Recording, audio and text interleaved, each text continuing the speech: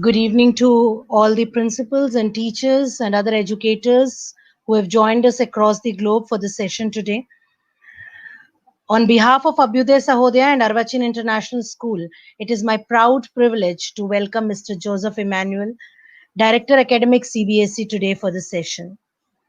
I'm so grateful to Sir for having spared his valuable time to address all the principals and teachers across the globe who are participating in today's webinar. Dr. Emmanuel is presently holding the position of Director Academic CBSE. Sir started his career as an executive officer in the Institute of Chartered Accountants of India. Sir has served the board in various capacities as Secretary CBSE, Regional Officer, Officer on Special Duty for Medical Entrance Examination. Sir, you have given new directions to educational administration with various programs under your able leadership. Sir, you've also successfully introduced NEET examination as medical entrance examination in your capacity as officer on special duty and has played a significant role in establishing centers of excellence across CBSE across India. The true mentor for all of us today is the right time to get your views and ideas on restructuring education and restructuring the directions of education in the time of pandemic when everybody is trying to cope up with the different situations with the changing scenario. All the educators who are trying to become digital from digital migrants, they are trying to become digital natives and also trying to adopt and adapt to various means and ways of finding and they're trying to find ways in which they can actually help children to do their best. And this time it becomes even more important for us to hear people like you who can really guide us and give directions to us and bringing about the best in our schools. Sir, I welcome you and I'm so grateful to you for such a wonderful person, such a positive and optimistic person that you are. I would like you to please take over and talk to all the principals. Sir, we have around 200 and 250 principals across the globe, not only from India, but from other parts of the country or other parts of the globe also. We also have teachers from different schools, not only from our Sahodaya, but from other Sahodayas as well. And I hope that those who have joined us for the session, they will gain a lot from what Sir has to tell us. I welcome you, sir, once again. Thank you. Thank you, Sapnaji, for those good words spoken about me. I thank Abhyuday Sahodaya and all its office bearers for organizing this webinar. As all of us are passing through a very difficult time due to the pandemic, this type of webinars will help us to connect, help us to share our views and ideas, and also to introspect and think about the various activities undertaken by us to continue education in our institutions. So I congratulate all the office bearers of Abhyuday Sahodaya for taking up this responsibility of organizing this conference for the member principals as well as other principals and educationists to attend this conference. This kind of conference itself is an outcome of this pandemic.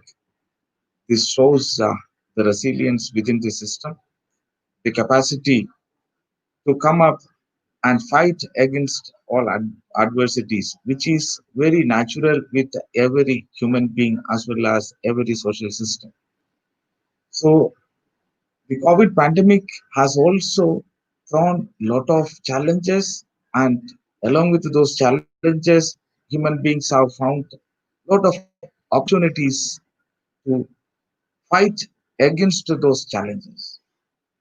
So, sudden shift from the traditional way of teaching, learning, and conducting various programs and conferences to technology enabled teaching, learning, programming, all those aspects is a big innovation happened just after spread of this COVID pandemic in the country and the world.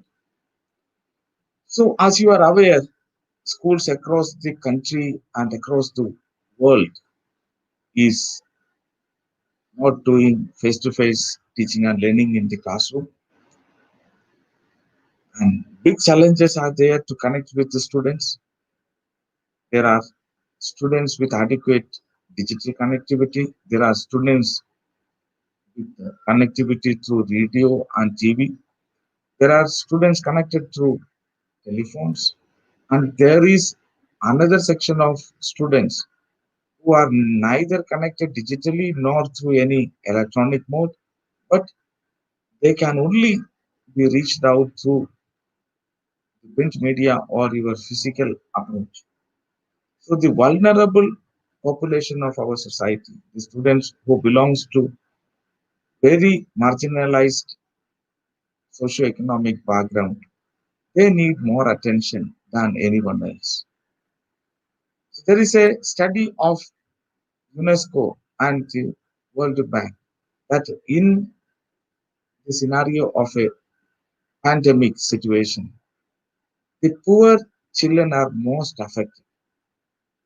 The rich, they have the capacity to provide alternative mechanism and resources to continue the education of their ones.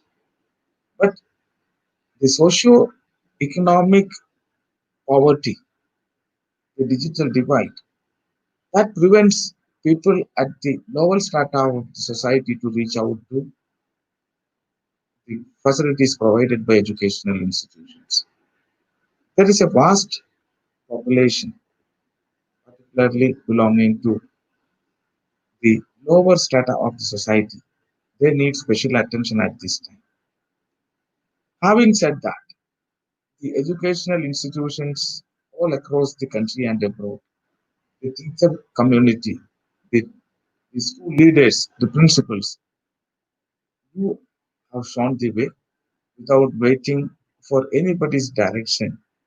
You have immediately started online classes. There are various alternative strategies to connect with students have been evolved by you. These are all very welcome steps to address the corona pandemic threat thrown upon us. I congratulate all of you to that initiative, the great initiative taken by you to continue the education in our institutions. The result of class 10 and 12 examinations are already out. Though CBSE was not able to conduct examinations of certain subjects, board has declared the result by adopting various alternative strategies. So this has relieved our children a lot, and they can continue their education. They can seek admission in the higher education institutions. And now again, we have challenge of conducting practical and compartmental examinations. So these things are before us, but we will find a solution to come across with these problems. As educational leaders of various institutions, your role is to lead and guide the teachers, parents, and students under your service. This is the time to stay connected with the teachers and parents and students and to ensure continuation of education. So various strategies have been developed, various guidelines have been issued by the government as well as uh, various organizations like UNICEF, World Bank, World Health Organization. They have all developed their own strategies and guidelines to tackle the situation.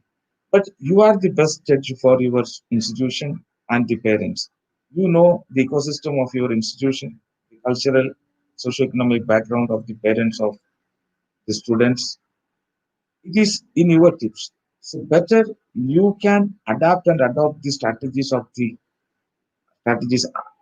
given by the government as well as various international organizations. and develop a tailor-made package for your institution. That will help you to address the issues of the students in a more efficient and practical manner. Continuation of education through digital connectivity is one aspect. And while teaching the students through online mode, always remember it is not the same as what you did in the classroom. Connecting children digitally means there is no physical presence of students.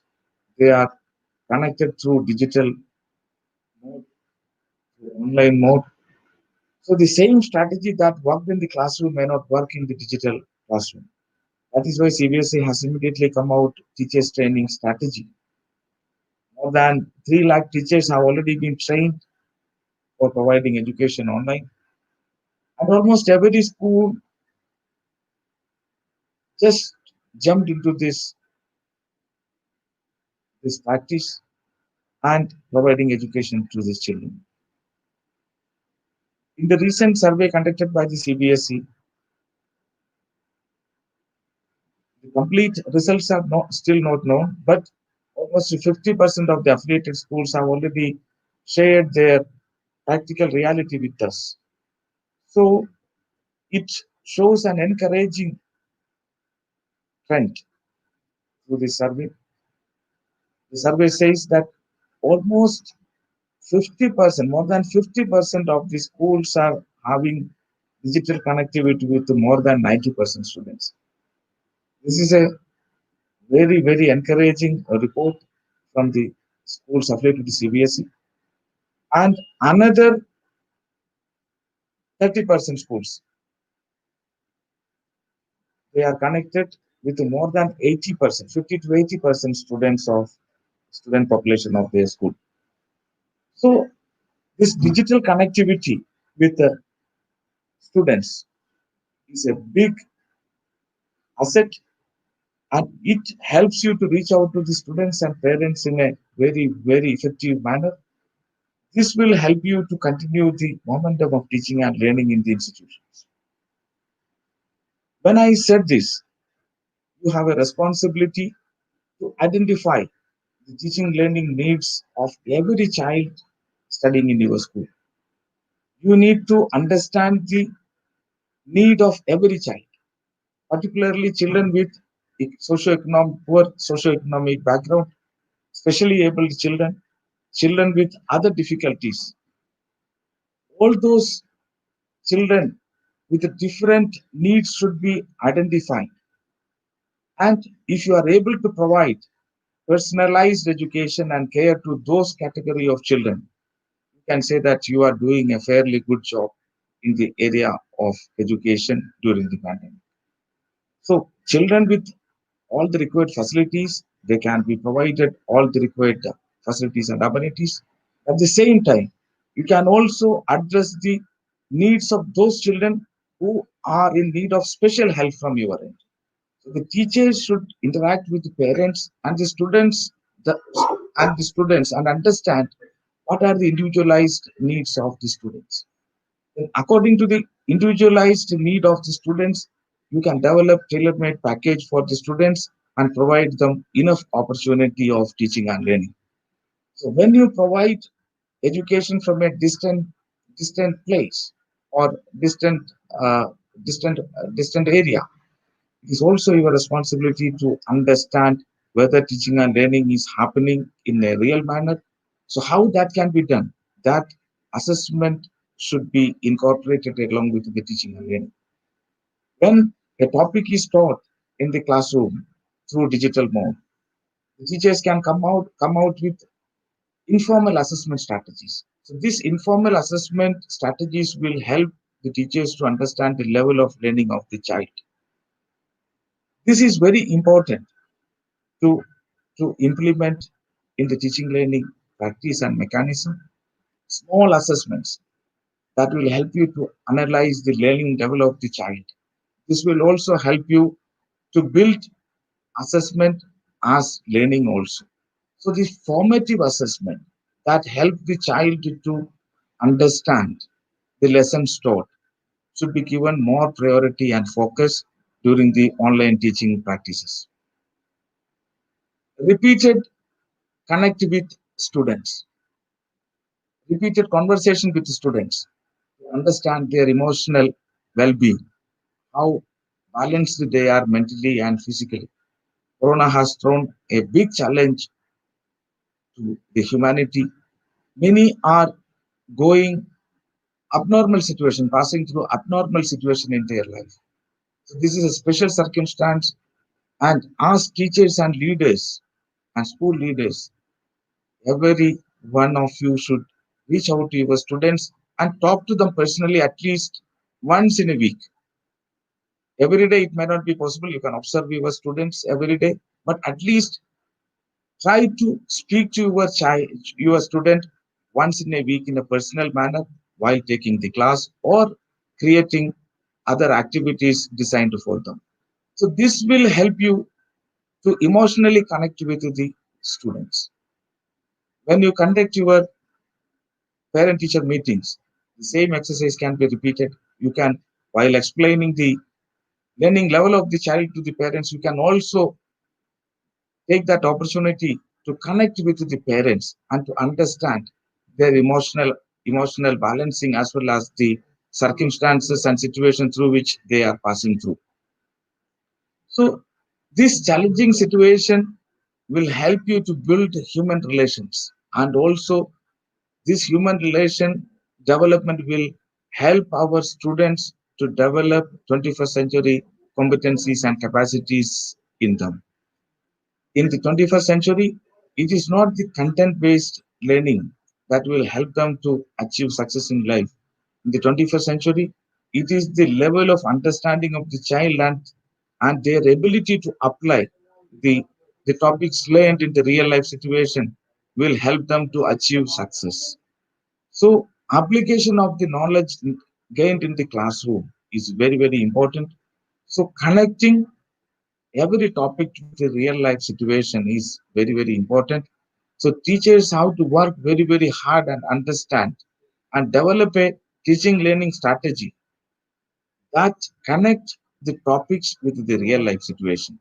So when you teach a topic, also make sure that this topic is explained to the child in a real life context so that the child will be able to use that concept in the real life situation. So a strategy that will help the child to understand the concept and the use of this concept in the real life situation and the ability to apply that concept in the real life situation and a feedback to the teacher through the informal assessment that the child is able to understand, apply, interpret, and use what the lessons learned in the classroom. That kind of a 360-degree analysis will help the classroom practice to be more efficient and vibrant, and it will help the teacher and the learner to go ahead with more confidence and in a more practical way the teaching and learning will happen in the schools. So in the digital uh, world, digital literacy, numerical literacy, mathematical literacy, scientific literacy, and the reading literacy all are equally important in the world scenario. Reading literacy is the key to acquiring competencies of all other competencies. So once the child is able to read, understand, and analyze, the child will automatically understand the concept of mathematical literacy and scientific literacy. For acquiring those competencies, it is essential for the child to acquire minimum learning level.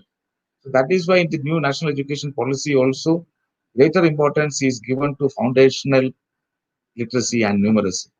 If a child at the class 3 level is able to understand and read, understand a concept, then the learning will become much more easier for that child.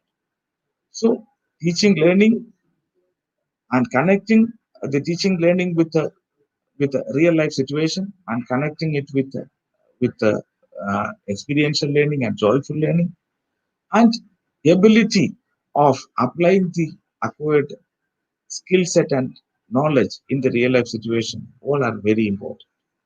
So a new strategy, that strategy that connects the learner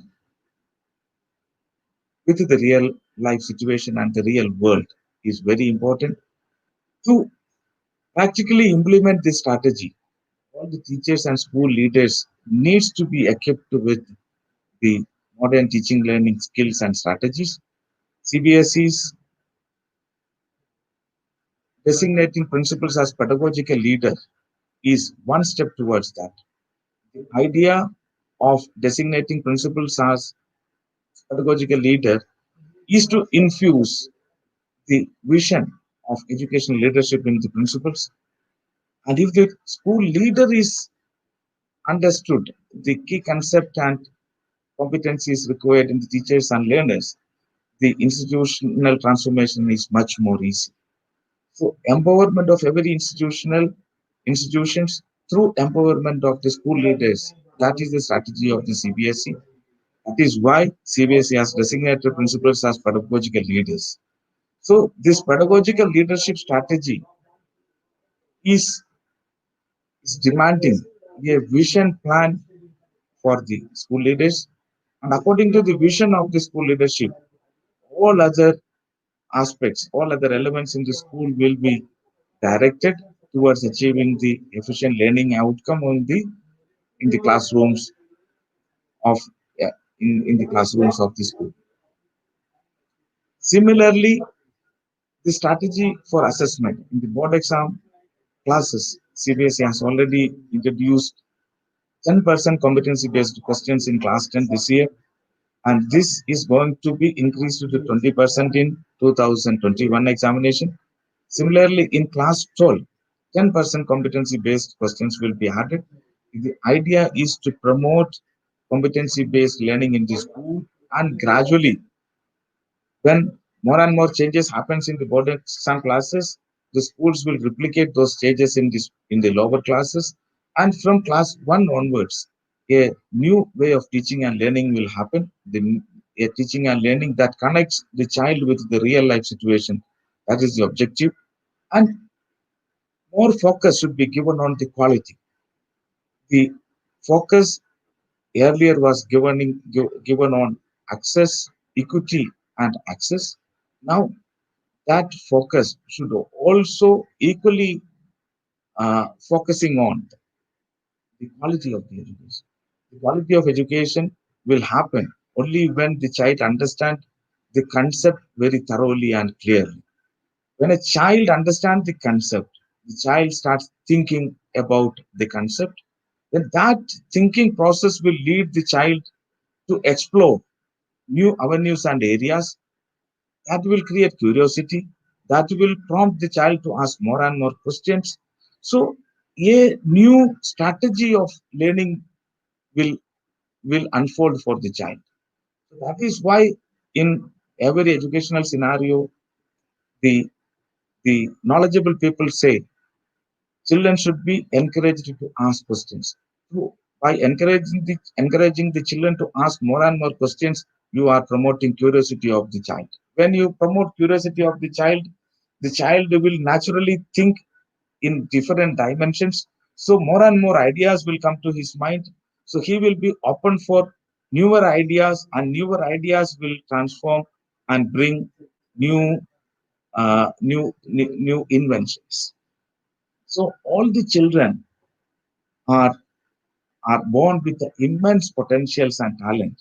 So to identify those talents and nurture those talents and give them enough opportunity to excel in the areas where they have potential and aptitude. That is the objective of modern education, and that is the responsibility of every institution and every institutional leader.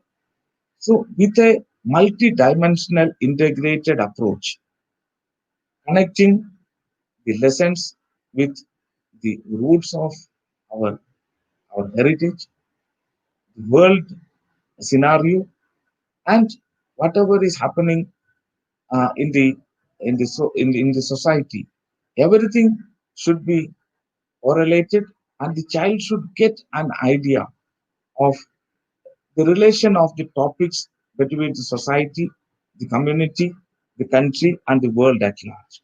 So this kind of an ecosystem will really unfolds the mindset of of the children, and they will naturally uh, tend to explore more and more in the area of education, and you will be developing a complete individual through this process of teaching and learning.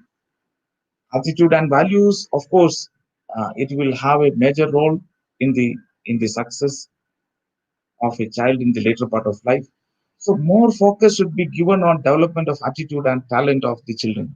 So this will happen through collaborative learning process and giving focus on post-scholastic areas. So while attention is required for the scholastic areas, post-scholastic area is also equally important. The new education policy, there is no bifurcation between scholastic and post-scholastic areas. So the idea is to give holistic development and complete development to the child for by bringing uh, the academic and other analytical skills in the common platform through the school education. Assessment is a tool for the development of the child. Assessment should be used as as a tool for learning instead of assessment of learning. More focus should be given for assessment as learning and assessment for learning. So by understanding the various strategies of 21st century teaching and learning, the competency based education, the strategy for bringing experiential learning, joyful learning, connecting the life with the real life situation, and giving focus to giving focus to technology based education, you can really bring transformation to your school system. And this refocusing will help you to develop the 21st century citizens in the from the schooling system. The children who are undergoing teaching and learning in your school, they all have a bright future, and they should be properly guided to attain various competencies and skill sets that are required to lead a successful life in the later part of adulthood. That is the responsibility of every institution and every school, and all of us should work together and take this challenging situation as an opportunity to bring innovation in the field of education. Right now, classroom teachings are not happening, so you have difficulty in conducting practical examination. So, how to overcome this situation?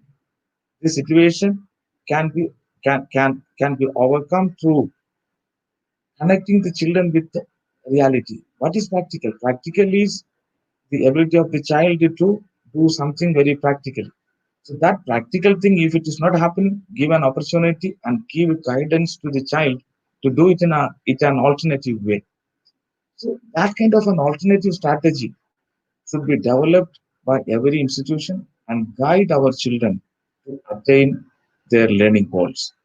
So I don't take much of your time, and I'll I I will address your queries now. And if anything more you want to know, instead of I talk something unilaterally uh, from my end, you can raise your queries. I will address those queries now. And once again, I congratulate each one of you to adapt the new change and come out with a solution to this pandemic challenge. Let this momentum continue. Let more and more ideas come in. Let us work together and bring new changes into the education system. Let us adopt more and more practical way of teaching and learning in the school scenario. When you are connecting with the students through digital mode, you can experiment more and more practical way of teaching and learning. This is the time, in the right way, you can discuss various teaching practices and teaching strategies with among the teachers, and with consensus new techniques can be implemented, and this will also help you to develop upskilling of teachers, upskilling of students, and through the help of digital as well as technological advancement, let us achieve learning outcome for every child, and let them be totally equipped with both scholastic and post-scholastic components, so that they will be leading a successful life at the later part of their life. Thank you. Thank you so much, sir, for your words of wisdom. I would now like to welcome Mr. Vivid Gupta, Principal Balbhavan Public School, Mayur Vihar, East Delhi, who's amongst the young, dynamic principals who is self motivated and enthused with vibrant energies of taking his school to the advanced heights. Mr. Vivid will now moderate the session. Mr. Vivid, over to you for taking up the Q&A session. Thank you. Thank you, Swapna ma'am, for giving me this opportunity to moderate the session with Dr. Joseph on behalf of the Sahodia Complex.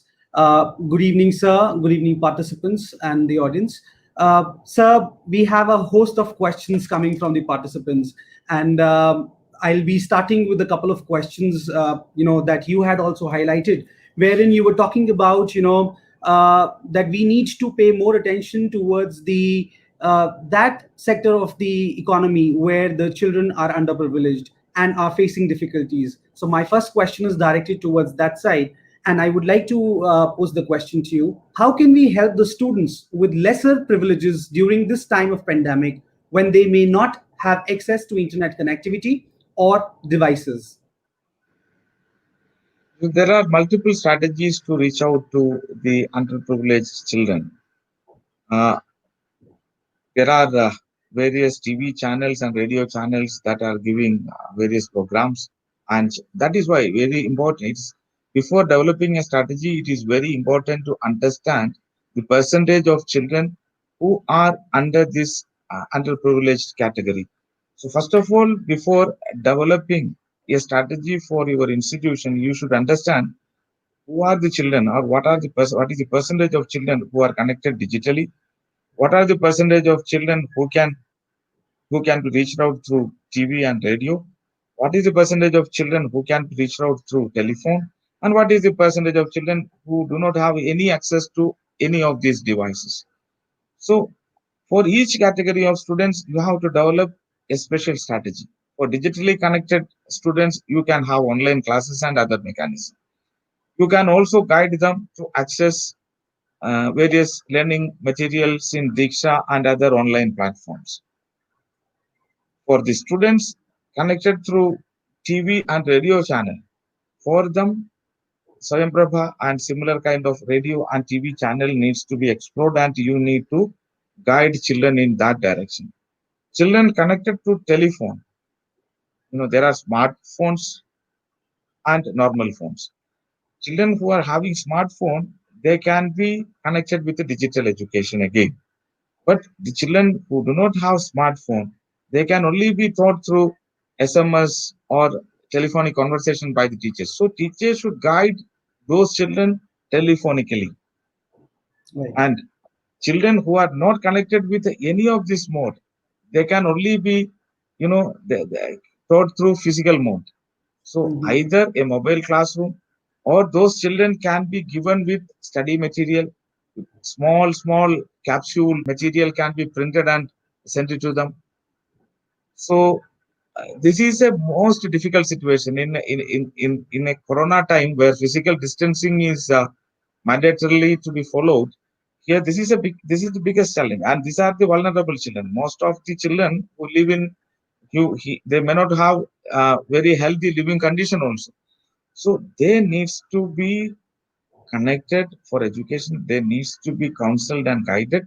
For that, there is no other way except to reaching out to them physically. So you have to identify As far as CBSE is concerned, uh, there are 5 states are having CBSE affiliated government schools like Delhi, Arunachal, Sikkim, Chandigarh, Andaman. These states are having CBSE affiliated schools. All the government schools are affiliated with the uh, CBSE. There, the state government machinery, the government schools are connecting with the students in this manner. Similarly, private schools, wherever there is no digital as well as other electronic connectivity with the students, these type of strategies to be needs to be followed. Right, sir. Thank you so much for your insightful updates on that. My next question, sir, is related to the CWSN students and the students who are slow learners. And the question that has we have received is how can we effectively utilize the virtual sessions of 30 to 40 minutes? And adding to that is how to create effective classroom environment for slow learners or CWSN, that is children with special needs, and those who doesn't seem to take interest in the online sessions. How can we actually create an effective room for them? So here also, you need to understand one thing, especially able children, there are different types of uh, disabilities or learning needs. So you have to identify what are the needs of every learner.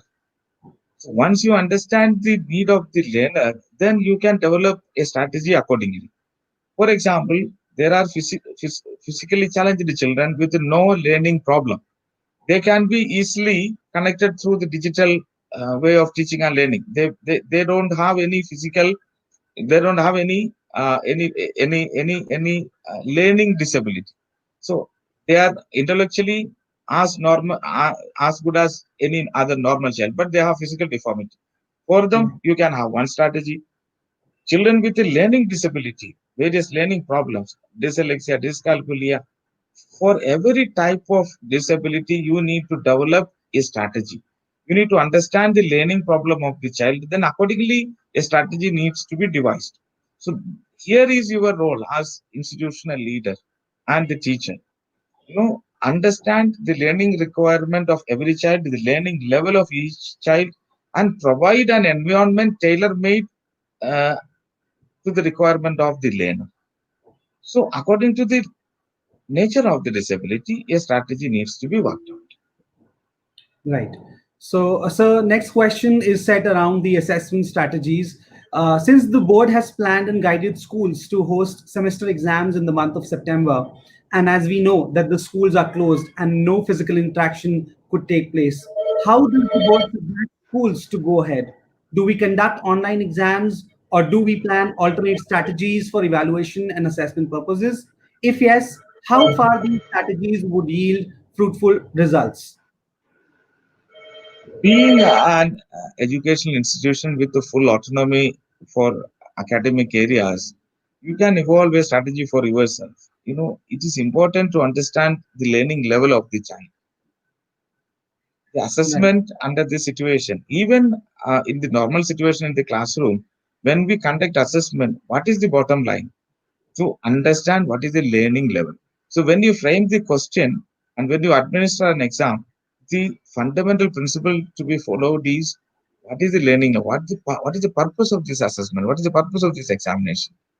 Unfortunately, in the Indian system, we give more focus on by hearting things.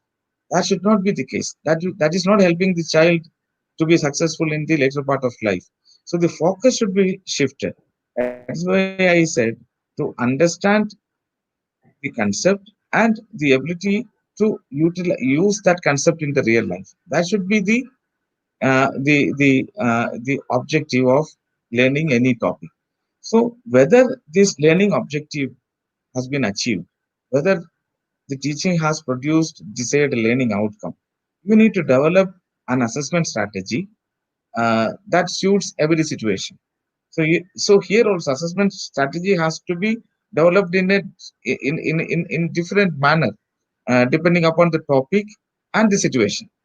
So in a Right. pandemic situation, when you teach a child a topic and if you suddenly ask a question, what you understand, you will immediately assessing whether the child has followed that topic. That is the Yes. purpose of asking that question. Similarly, you know, every assessment has a purpose. So, according to the need, the purpose, the assessment should be strategized and uh, in a very focused way, assessment mechanism should be implemented so that the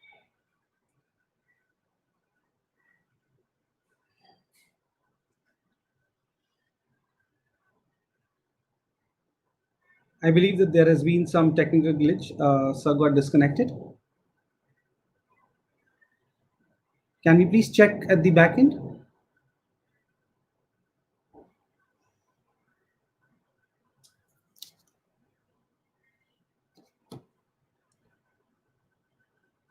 Okay, so while Sir will join in, I would just want to reiterate all the points that Sir has highlighted in this session. And I think the session has been really very useful, and very insightful thoughts have come from Sir, especially when, he said that the training is very, very essential part, where without teachers training, we will not be able to,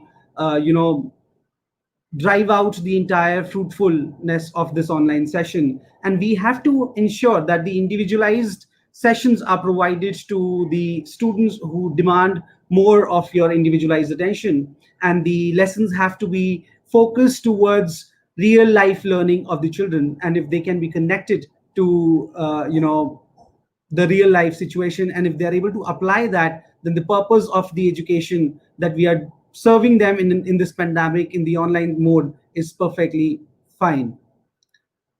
So I think Sir has joined back. Sir, are you there?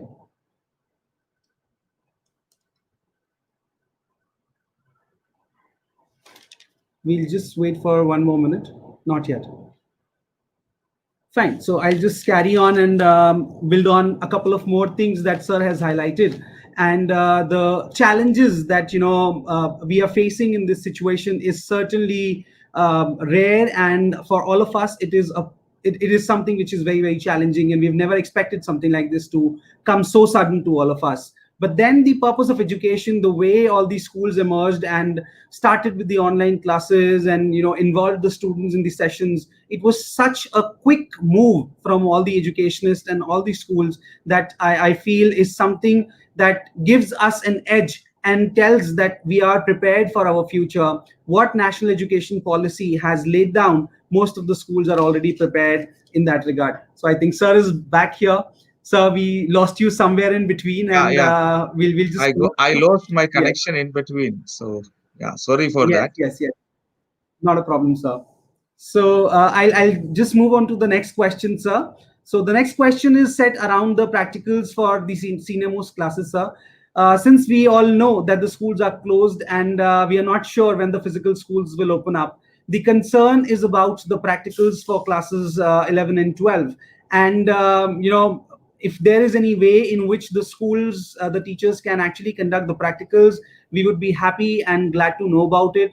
How the teachers should go about and ensure that in remaining 4 5 months we are able to complete the practicals and give the complete knowledge to the students about it. Yeah, practical is a real problem. Conducting practical is a real problem at this juncture. The only solution is you should use OLab or the Amrita Lab kind of online platform to provide practical knowledge to the children. That is one way. More and more focus and usage can be encouraged for OLab and Amrita Lab kind of approach. Second is more project-based learning can be incorporated. So through project-based learning, you can really give exposure to the children with the real life situation. They will be able to learn and do many things practically. So these are the strategies to be followed at this time. Both Right. digital and online platforms, as well as the practical and experiential based learning. So focus should be given on projects, and equal importance can also be given on practical online practical labs. Great. Thank you, sir, for giving your valuable inputs on that. Sir, since you also mentioned that the even the national education policy lays down that skill education is something that the schools must focus on to be futuristic. So CBSE has been promoting a lot of skill subjects, but the parents and students are either not aware about it or have apprehensions to opt for these subjects because of the limited scopes that they see after plus two. So, do you think that the NEP will be instrumental in changing the mindsets of parents and students, and we can see some positive changes in future? Definitely, we can expect for a positive change, but this mindset change should happen in the parents and the society as a whole. Uh, what is the what is the barrier for accepting skill subjects? First of all, the barrier of mind. Nobody wanted to settle in life as a second-hand citizen. So that is, unfortunately leading everyone towards academic subjects. And at the later part, whether they settle down at a highest level or not, that is not a problem. But everyone is aiming for that. So in the Indian society, in the Indian context, one who is not doing an academic or white collar job or a government job or a managerial job, there is a habit of looking down. So that mindset should change. Every skill has an importance. Every skill will empower you. So this will also help you to lead a decent life with decent income. So once that is proved and that is accepted by the society, this mindset will happen. So now, what is the trend in our systems? There is a huge rush for becoming doctors and engineers. So we don't see a career beyond that. Whereas there are wonderful careers. See, singers, are all artists, but exceptional artists are their career graph is exceptionally good, but others are also very attractive in their career. So we must promote those kind of skill set and talents in children, and also develop an ecosystem wherein every job is promoted and dignity of labor is brought in the society. Once we bring in dignity of labor in the society, it's a cultural change. We need to make small steps and lead to a major change in the society. But this cultural change needs to be initiated.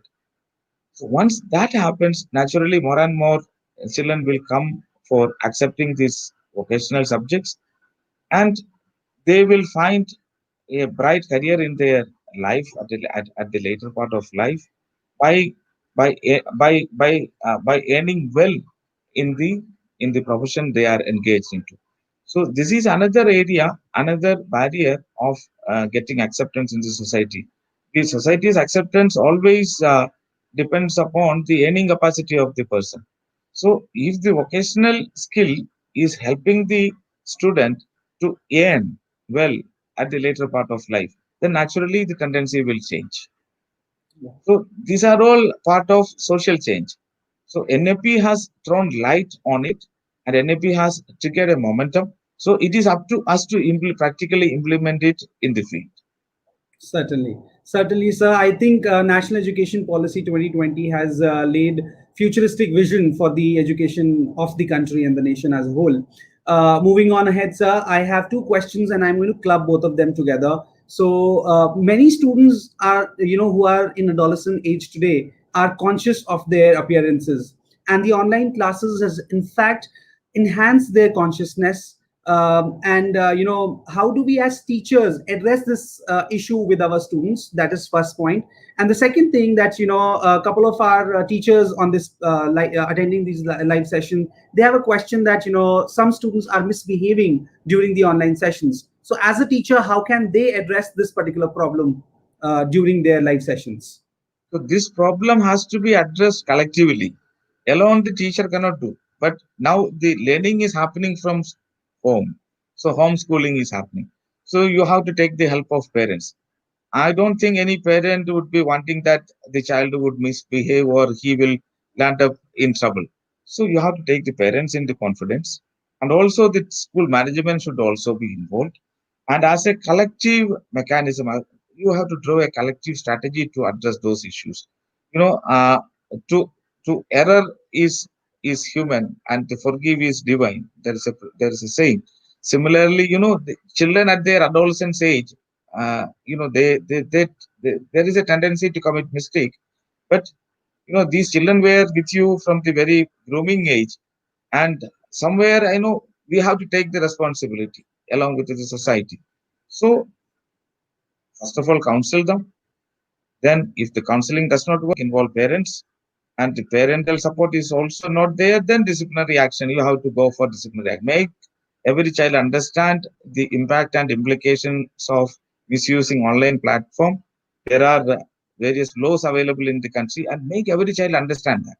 So, if Right. a child is purposefully doing it, make that child clearly understand the IT provisions and of the IT Act, and what are the implications. How can it be affected his career? Then once the child understood the gravity of the problem and mistake, I don't think anybody will try to misbehave in the class, online class. And first of all, it's very important for you to involve and get parental support. Once you get parental support, I think 80 to 90% problem will be over. Right, certainly. So, as also highlighted by you earlier, that the schools and the teachers must be looking for the alternate ways to assess and evaluate the students. So, one such way of evaluating and assessing the students is open book test. So, what are the characteristics of a good open book test, and what things a teacher must keep in mind while preparing such a test? So open book test, as a concept, you know, what are we trying to assess in the child? There are multiple ways of assessment. If you are assessing a child's writing ability, the assessment should be designed in that way. If you are assessing a child's thinking ability, innovative thinking uh, ability, then the assessment should be designed in that way. If you wanted to know the conceptual clarity in a child, or to understand the level of learning of the child, you can have a different strategy. So every assessment should be designed with a purpose. So what is the purpose of that assessment? Once you get that purpose in mind, then accordingly the strategy can be developed.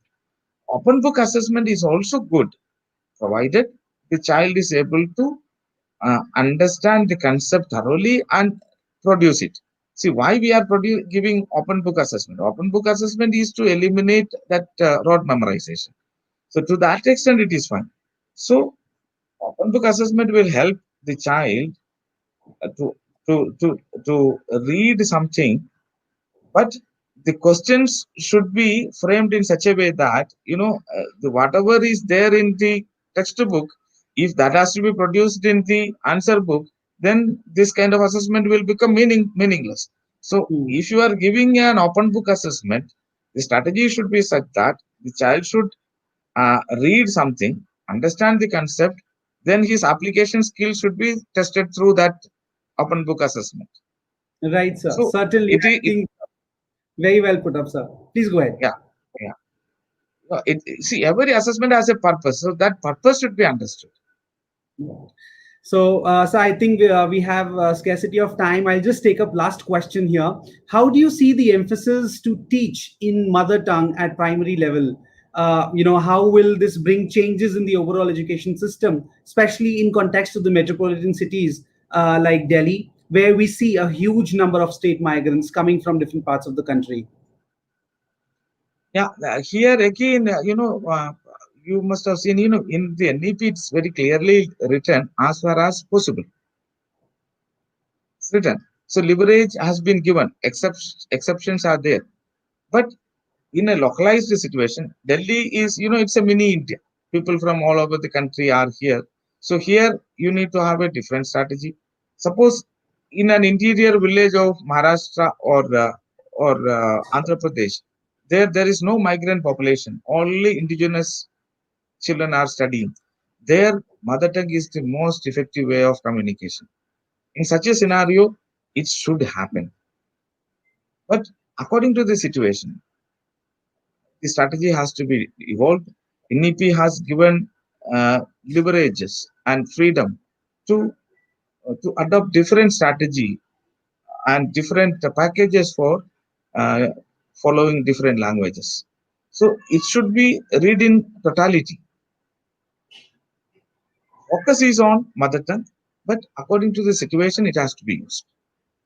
Right, right, sir. Thank you so much. I think your views on national education policy and the assessment strategies that teachers in schools can adapt, they are very insightful, sir. I am sure that the teachers who are and the principals who are attending this session will, take away a lot of good initiatives that CBSE is also taking in, and your views certainly have paved a long way for all of us. Thank you so much, sir. Thank you, Mr. Vivid.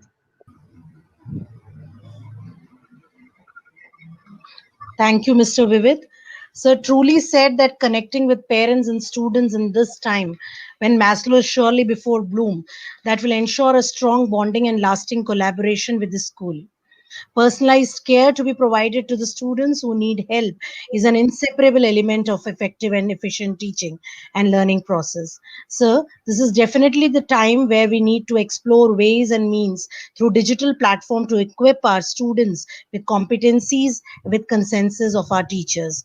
Sir, you have undoubtedly given all the participants food for thought, where we as educators have to design differentiated teaching strategies depending upon the learning styles and levels of our students. I would now like to request Mr. Arun Sharma, the director of Arvachin International School, to propose the vote of thanks to Mr. Joseph Emmanuel.